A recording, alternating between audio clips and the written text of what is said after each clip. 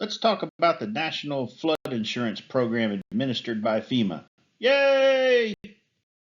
First, some concepts. The FEMA Flood Insurance Program really deals with the 100-year flood level. There are 500-year flood levels. There are even 200-year flood levels. There are other flood levels.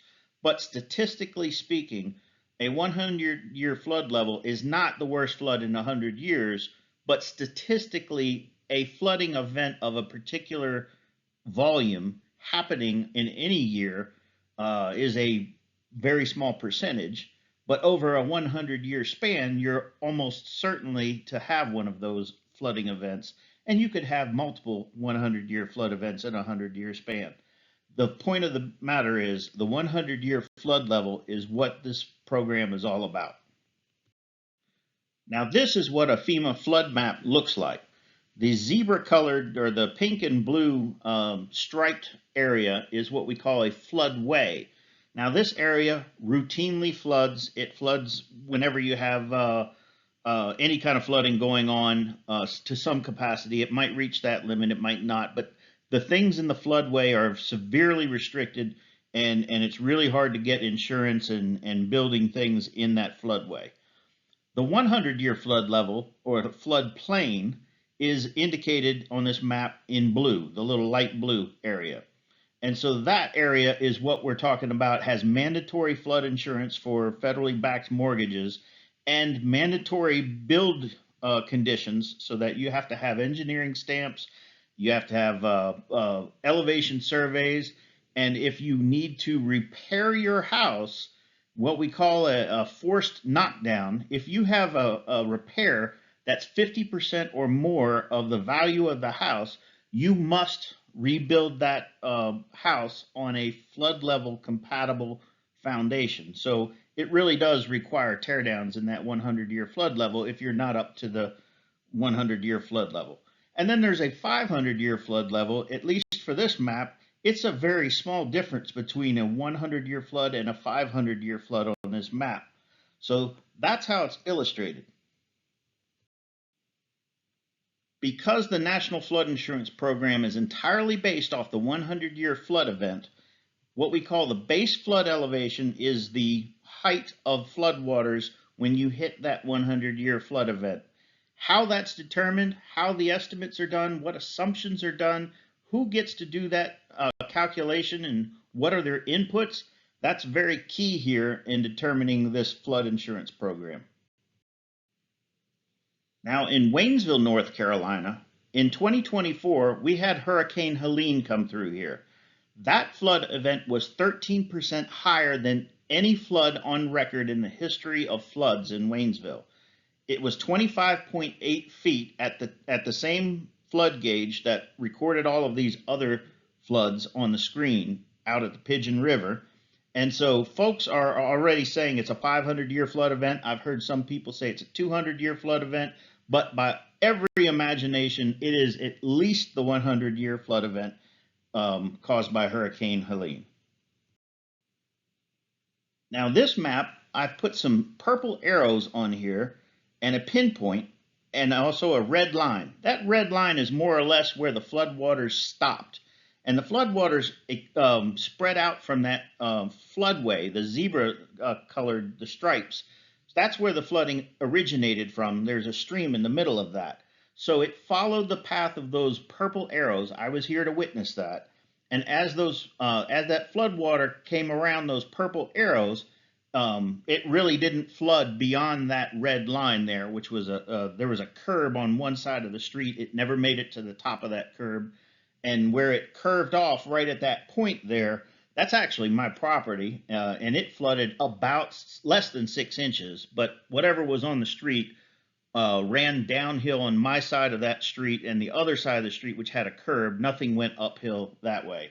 So that shows you that Helene only went that far. And if you see the flood map, you know, that whole part to the right didn't flood whatsoever. And so for that matter, somebody might suggest the map is a little too aggressive. For my specific property in a 100-year floodplain, FEMA says that during a 100-year flooding event, it will flood 4 feet deep on my property. What we saw with Hurricane Helene was that we flooded less than 6 inches or a half a foot. So in this case, FEMA is at least 3.5 feet too aggressive. Now, what does that mean? When your base flood elevation is too aggressive, you're going to get more property around you brought into the mandatory insurance program. So that's one impact of having a base flood elevation that's too high. Also, if a renovation in a 100-year floodplain exceeds 50% of the home's value, then it must be torn down and rebuilt on a floodplain compliant foundation if you're not already on a floodplain compliant foundation. So in my case, I was on a zero height foundation and it did not flood from Hurricane Helene, but because the repairs to the house from where it did have a problem, I have to tear down and build on a foundation that is at least 4 feet high, and my city actually requires 1 foot beyond that. So I went from a zero height, didn't flood during Helene, to a 5-foot mandatory required foundation on this house. And of course, the higher the foundation, the higher the construction cost, never mind the fact that that would look ridiculous for an eyeball level foundation. When flooding occurs, you have a community that is stressed. One improvement to the National Flood Insurance Program could be if you have a 500-year flood event and your property did not flood, it remained dry, you can immediately be excluded from the 100-year floodplain.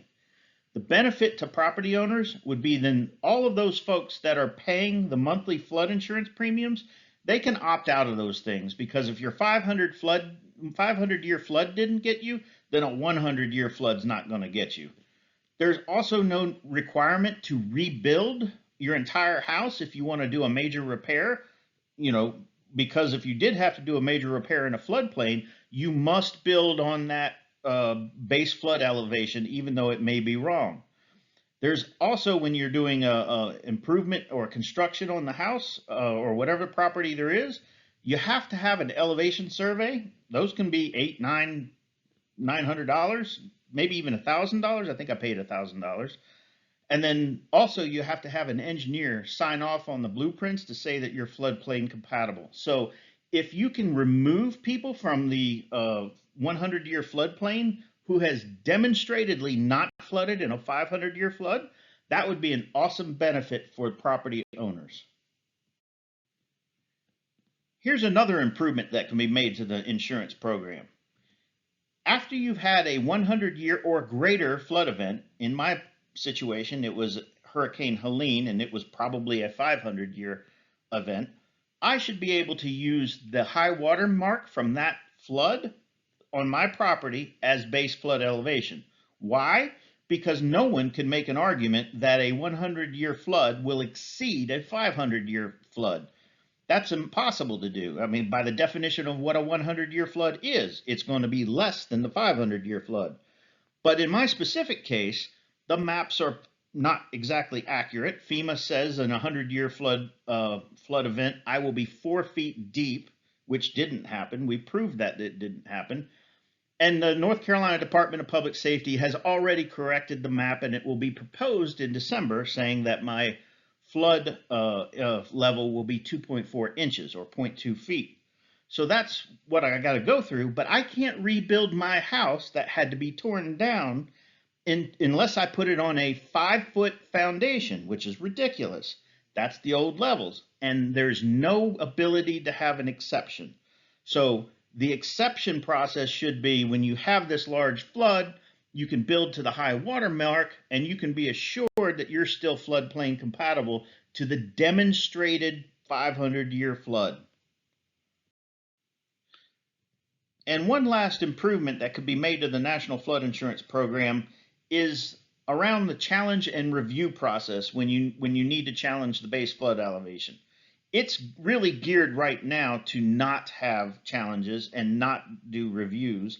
It's a lengthy and expensive process if you can even figure out how to do it. And you must have the cooperation of the local plan administrator who can just say, I'm too busy, go on about your business. So courts can also not challenge this as well.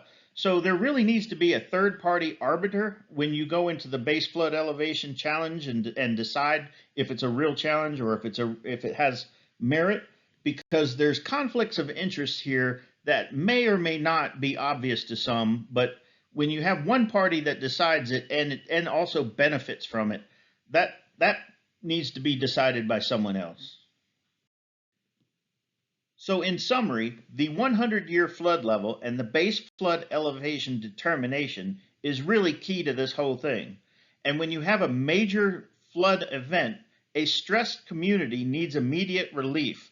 So these base flood elevation exception and approval improvement ideas is what would give property owners a fair shake or a more fair shake, being able to use the flood data that comes in, which will always be more accurate than estimations and assumptions and calculations.